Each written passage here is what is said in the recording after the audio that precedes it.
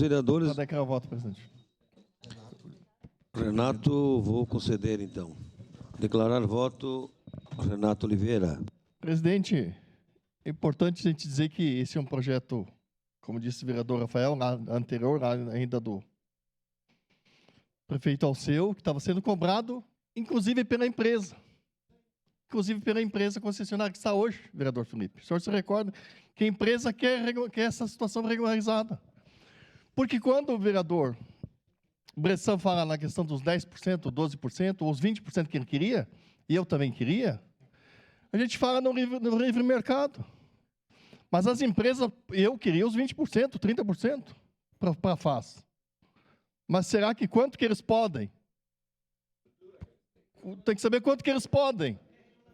Quando a FAS, quando teve a pandemia, quantos o prefeito, diretor da FAS, teve que ligar na funerária, vai passar dos 10%, vai passar dos 12%.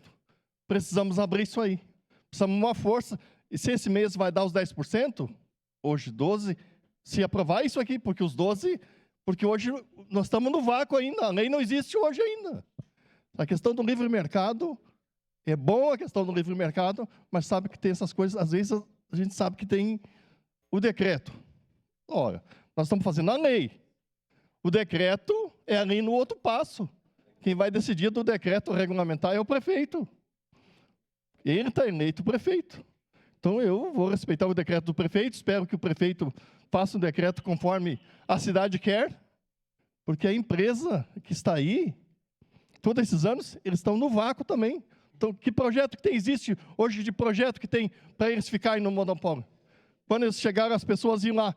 Porque aqui, eu quero dizer por mim, quantos vereadores foram lá na FAS pedir, principalmente ali no tempo da pandemia, precisamos abrir mais aí, já foi os 10%. Quando o vereador Bressan surgiu na primeira oportunidade dele, eram os 20% que ele pedia?